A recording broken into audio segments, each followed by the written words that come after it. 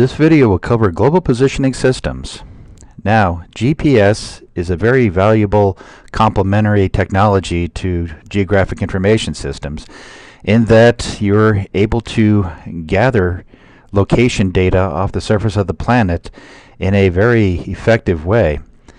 Now, please look at GPS in two different worlds. Number one, there is more the static way where somebody marks a point or several points and then later on enters that data into a GIS.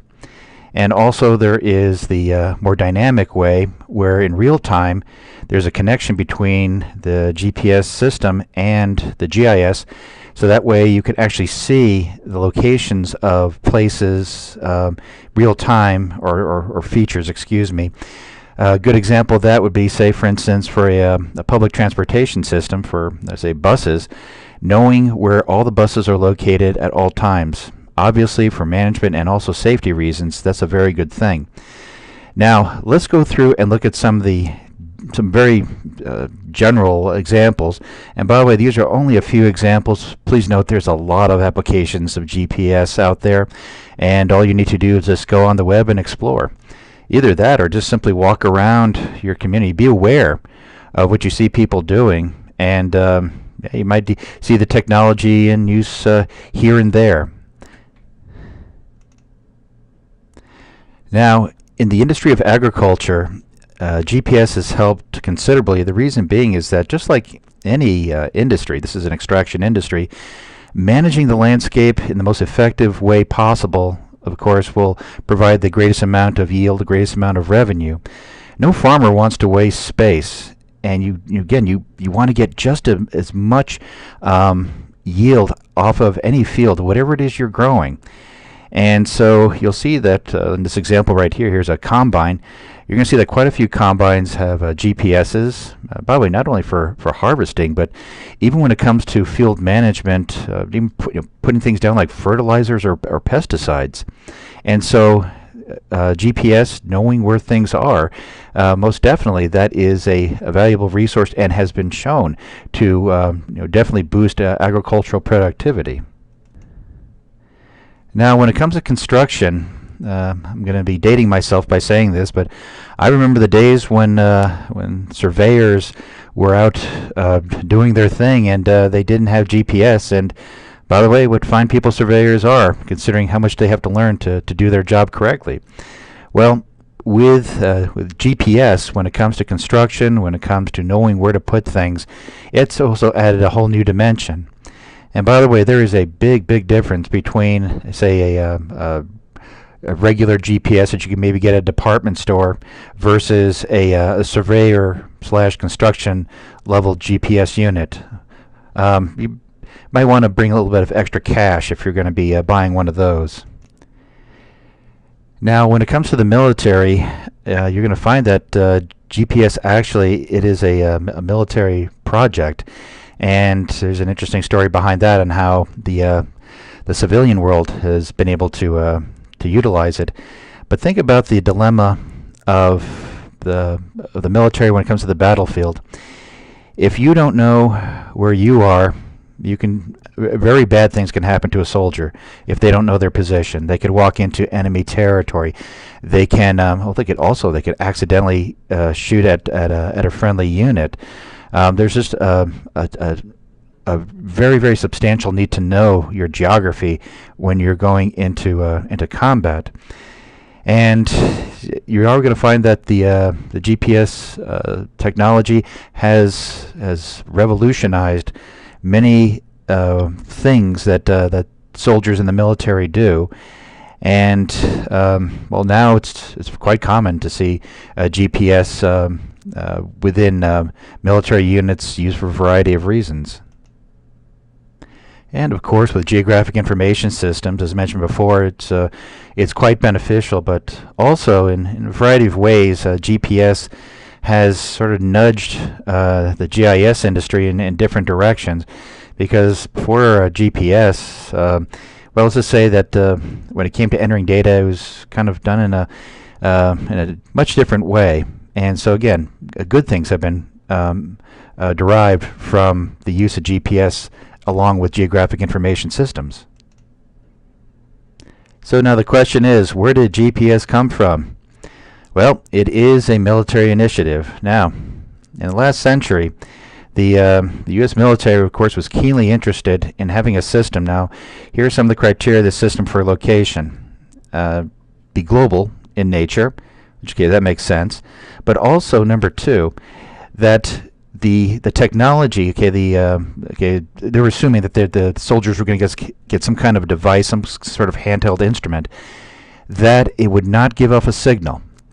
And the reason for that is, on the modern battlefield, when it comes to the electronic component of it, when a soldier turns on something electronic and it gives off a signal, in a lot of ways that's like shooting a flare in the air and saying, hey, here I am. And that really can be a bad thing, especially if there are enemy nearby. So GPSs, everybody, they are passive. GPSs in their at their foundation, okay? GPSs are passive. They don't give off a signal. So then the question is, how does this work? Oh, by the way, so the military wants this, and the U.S. Congress says, sure thing. However, though, there was a stipulation. That was that this technology could be utilized by the civilian world, by the commercial world. Now, that probably didn't make the military too happy. And so they reluctantly said, yes, we'll let you do that. However, though, initially, when this all got started, the system was set up to where, in the civilian application of GPS, they had a bit of error that was actually introduced intentionally into the system, so that way you wouldn't be as accurate as the military. And well, okay, we lived with that, and there are ways to manipulate the data afterwards, process it to kind of wash out that intended error. But still, a military initiative. Now, this is what a GPS satellite looks like, and to give you a better idea of how big it is, looking at this next image here, we've got a couple of sightseers who are checking this GPS satellite out. You see that they're relatively large in size, at least comparative, of course, to the scale of a human being. And also, the constellation, everybody, in its the operational constellation, it has 24 satellites in orbit, approximately 12,000 kilometers in space. That's considered a higher orbit. And the U.S. Air Force, on a regular basis, launches satellites up into, and they park them close to these satellites, and they're basically sitting there dormant. So that way, when one of these satellites finally does malfunction and they need to replace it, the replacement is there.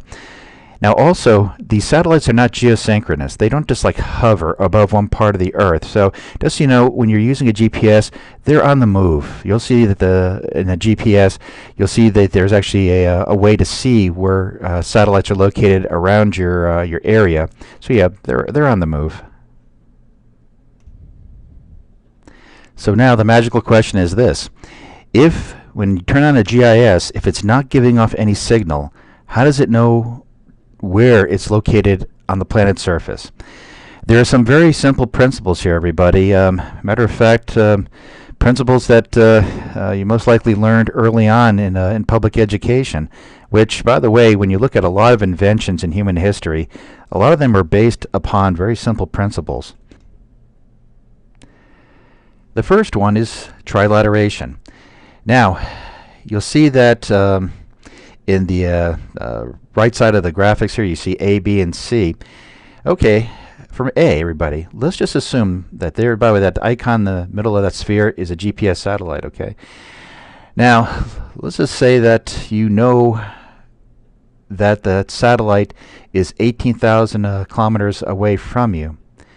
Well, what that means is that you can be, in theory, anywhere around the surface of that sphere.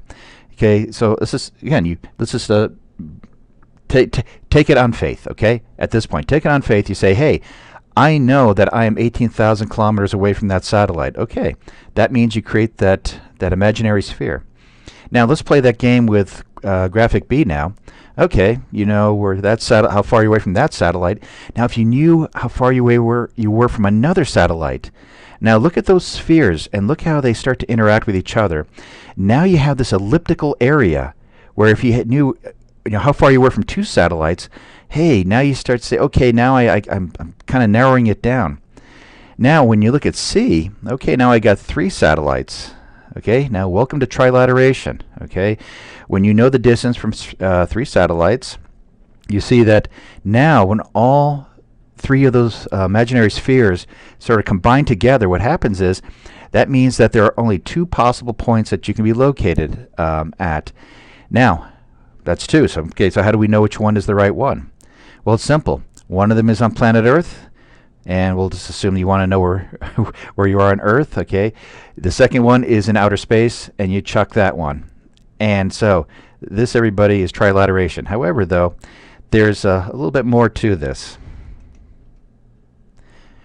Now, another interesting thing about the GPS constellation, a lot of times people think that, oh, it's based on some very, very high-tech signal, and okay, there is sort of that element. I don't want to say there isn't that. But however, though, everybody, the GPS constellation, all those satellites floating out there in orbit, that is the world's biggest timepiece. It is based off of atomic time, which is a very accurate way of measuring time. And you're going to find that they are just beaming on a regular basis the time. And so now you might ask yourself, well, so how does that help me? Well, okay, now picture those imaginary spheres in the last graphic, okay, where we said, hey, that satellite is 18,000 kilometers away, and okay, so now the question is this: how do we create that imaginary sphere of distance around each one of those satellites? Okay, the GPS constellation, those satellites are beaming out the time. And now we see that equation, velocity times time equals distance, the one that you learned way back when you were a child. Well, now we're going to utilize it now for this excellent geographic location system. Now, the GPS says, now, okay, I say says, that sounds so very scientific, but is beaming out. Now, let's just say it says it is 12 o'clock, and by the way, there is sort of a different way that it represents time than just simply the 12 o'clock, 1 o'clock system. But I figured let's just go with that so that way everyone's on the same page. Okay, it is 12 o'clock, and to 1/10,000th of a second, let's just say that satellite you see in that screen there, I mean, it was 12 o'clock, right on the money. Absolutely, okay, in theory, okay, just 12 o'clock. Okay, and so it beams out at right there, that time. It's 12 o'clock, boom, and that signal makes its way to your GPS unit. Now, by the way, when you key in your GPS unit, because it could get signal from several different satellites, what that does is it recalibrates it when you turn it on, and it's based off of atomic time. It's one of the most accurate timepieces you're ever going to have. So it calibrates itself, and it gets that signal from that satellite. That satellite said it is 12 o'clock, right on the money. However, your GPS unit says, no, it's not. It's 12 o'clock. And 1/10,000th of a second. Okay, everybody, that is how you determine, or at least a major part of that equation, everybody. Velocity times time equals distance. The time is the lag time between what the time was when that signal left the GPS satellite to your handheld unit. What it does is it just simply looks at the difference. That's how much time it took to get that signal to you.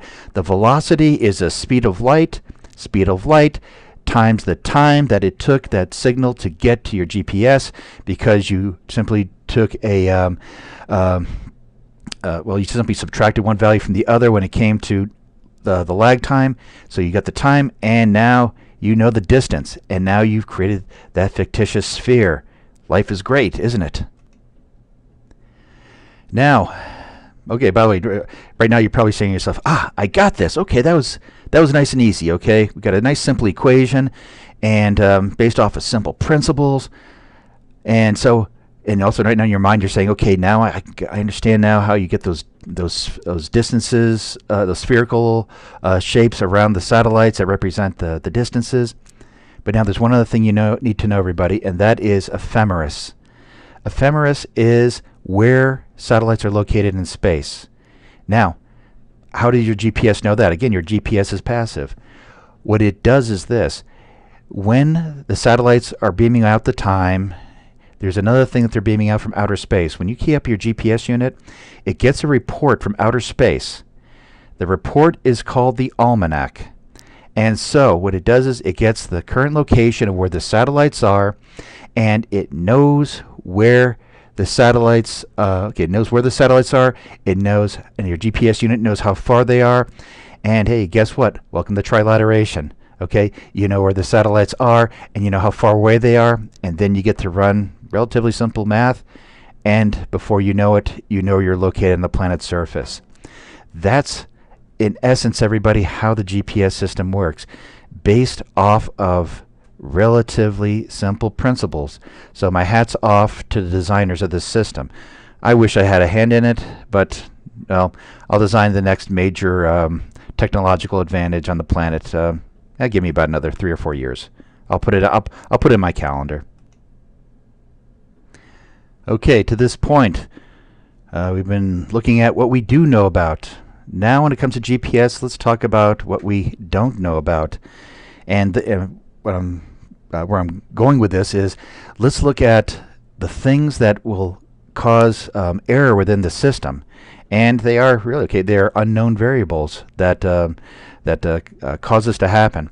Now, for starters, everybody, when you look at that image of that satellite hovering peacefully above the Earth, the very edge of the atmosphere could be anything but a peaceful place. There's quite a bit of energy that you'll find there, and that energy can actually distort a signal that's leaving the satellite to Earth.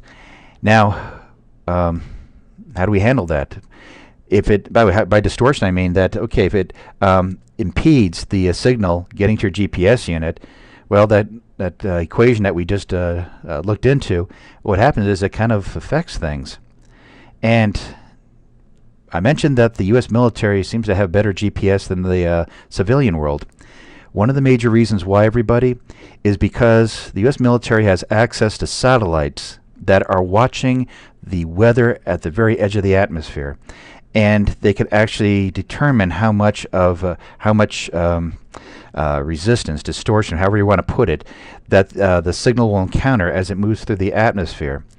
That is a major factor in making sure that they have better GPS than us. Now, I don't want to make it sound as if they're always going to have much better. By that I mean that you're going to have less than what you want. There are days when you GPS, everybody, that wow, you're going to say right on the money. Okay. However, though, atmospheric distortion can have an effect. Now, some other ways to add error. Satellites not in the right place. Anything, by the way, anything built by human hand is wrought with error. It's just they welcome to planet Earth, welcome to being human. Okay, sometimes either because of something human beings did, or just because of stellar forces, satellites aren't exactly where they should be, and that, of course, messes around with the grand equation. Inadequate satellite signal strength or coverage. There have been times when I've been GPSing, and well, so for instance, foliage, trees can actually shut down your GPS system, and so, or you're in a valley, and that'll also cause error too, or actually shut down the GPS unit. Clock error. Okay, again, the human element when it comes to this system. So there are these things, either encountering some kind of an obstacle in the landscape when it comes to observing the horizon, versus just technical malfunctions that human beings are good at creating. Well, all these together, everybody, what it does is it brings in this thing called PDOP. Now, PDOP stands for the position dilution of precision. Now that's a mouthful, but what it is it's the quality control of a GPS unit. If it doesn't see, when there's a mathematical equation running in the GPS unit, of course, and if the signal isn't strong enough, if adequate number of satellites aren't visible, factors like that, if it basically it's saying, hey, if the criteria for quality isn't met, what a PDOP value does is it sets where the GPS unit is going to shut down. Now, higher the PDOP value, you might say the more error you're willing to live with. The lower the PDOP value, the more finer the reading you're going to take. The more parameters you're going to say, hey, by the way, meet these criteria. We want to have a really good reading. And well, when it comes to PDOP, by the way, a lot of the first GPS units that were used in the civilian world, they have the term hunting GPS that's been associated with them. And one of the reasons for that was outdoorsmen were some of the first people to see the value of these. And well, picture a hunter who wants to go back to where he was hunting maybe a year before. Do you think the hunter really cares if he's off by 50 feet? See, there is an example where you don't really need to be super accurate. However, though, if you're going to be doing surveying work, most definitely you want to be as super accurate as possible. So, of course, we're looking at, when it comes to PDOP, a totally different value, much lower value. Now, when it comes to GPS, does everything have to be work? No, it doesn't. Welcome to geocaching, and my guess is that quite a few of you already know about it. Geocaching is a sport. It's an international sport where what you do is you get your GPS unit and you go to this site. By the way, if you just type in geocaching on your browser, you'll find the international site, and you'll find a map of thousands of locations all over the planet, even in your neighborhood. You'll be surprised. Trust me, pull up the map of your area. You'll be surprised at what you find there. And there are these containers that have well, quite often little toy surprises and stuff like that.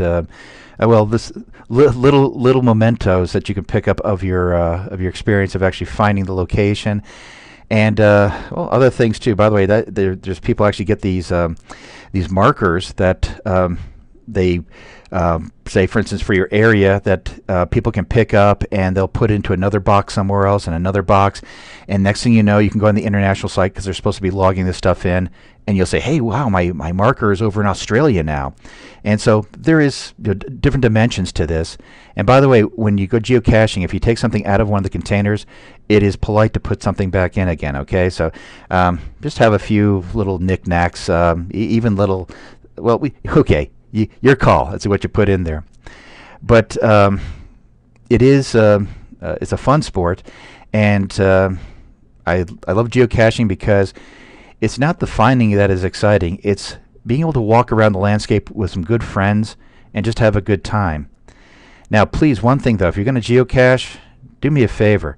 Do your homework, okay? Just because you see a point on a map and you say, hey, we got coordinates and now we're going to go find it, that doesn't give you the right to walk on somebody else's property. So please, just make sure, again, that you use common sense, and please make sure you look left and right when walking across the road. There's something about GPS unit, the screens, they have a hypnotic effect.